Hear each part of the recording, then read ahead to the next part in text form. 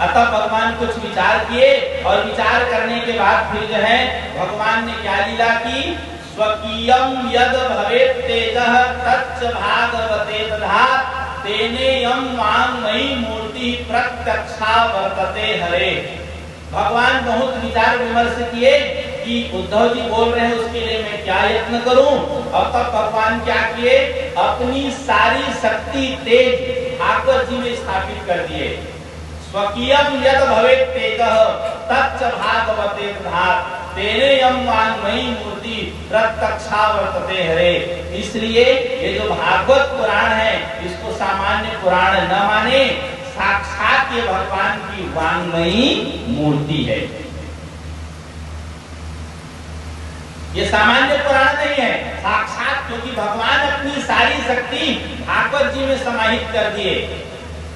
तो प्रत्यक्ष मान करके आप इनका आश्रय ग्रहण कीजिए भागवत जी का, तो निश्चित रूप से आप कल के प्रभाव से बच जाएंगे। आगे लिखा हुआ है कि स्वकीयम यत् भवेत् तेजः तच्च भागवते दधात् तिरोधाय प्रविष्टोऽयं श्रीमद् भागवतार्णवम् तेने यम वाङ्मयी मूर्ति प्रत्यक्षा वर्तते हरे।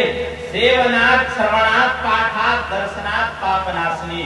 इसलिए भागवत जी को जो है भागवत जी का सेवन जिस माध्यम से भी हो, पठन श्रवण जैसे भी हो, दर्शन सुनने से, पढ़ने से, दर्शन करने से या जिस भी माध्यम से आप यदि भागवत जी का सेवन करते हैं तो निश्चित रूप से वो आपके समस्त पापों को जो है नष्ट करने वाली है।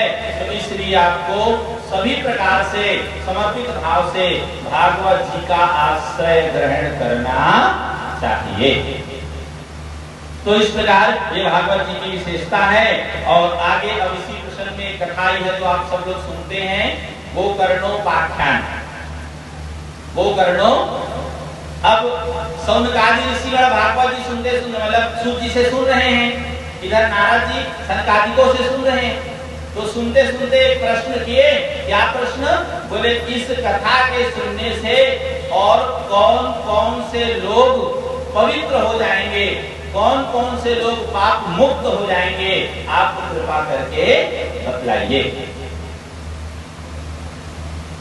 जैसे अभी ज्ञान और वैराग्य की दशा आपने सुनी कि अन्य उपाय करने से उनकी अचेतावस्था दूर नहीं हुई थी, लेकिन भागवत जी की महिमा सुनने मात्र से ही उनकी अचेतावस्था दूर हो गई। तो इसी बात को लेकर के पूछते हैं कि और कौन कौन जो है भागवत जी के सुनने से सद्गति को प्राप्त हो जाएंगे। तो इस विषय में वर्णन है, बहुत ध्यान से सुनेंगे। ये मानवा पाप कृतस्तु सर्वदा सदा दुराचार रता विमार्गगा क्रोधाग्निदग्धा कुटिलास्य कामिनः सप्ताह यज्ञेन कलौ पुनन्ति। सरल शब्दों में कह दूं कि जो मनुष्य सदा पापाचरण में रत है, गलत कर्मों में लगा हुआ है, आगे हम लोग इसका प्रमाण भी सुनेंगे। यहाँ तो बात कही जा रही है, इन्हीं बातों का प्रमाण भी हम उदाहरण के रूप में सुनेंगे। ये मानवा पाप कृतस्तु सर्वदा, जो मनुष्य हमेशा पाप करते हैं, जो मनुष्य हमेशा पाप करते हैं, सदा दुराचार रता विमार्गगा, जो सदा दुराचार में रत रहता है, जो सदा कुमार्गगामी है, क्रोधाग्नि दग्धा, जो क्रोधाग्नि से जो दग्ध है, कुटिलास्य कामिनः, जो कुटिल है, कामी है, ये सब के सब भी सप्ताह यज्ञ से पवित्र हो जाएंगे। मतलब सद्गति को प्राप्त सप्ताह यज्ञेन कलौ पुनन्ति।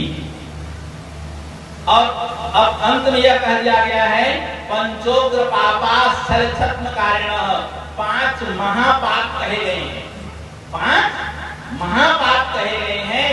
यदि वो महापापी भी हो तो भी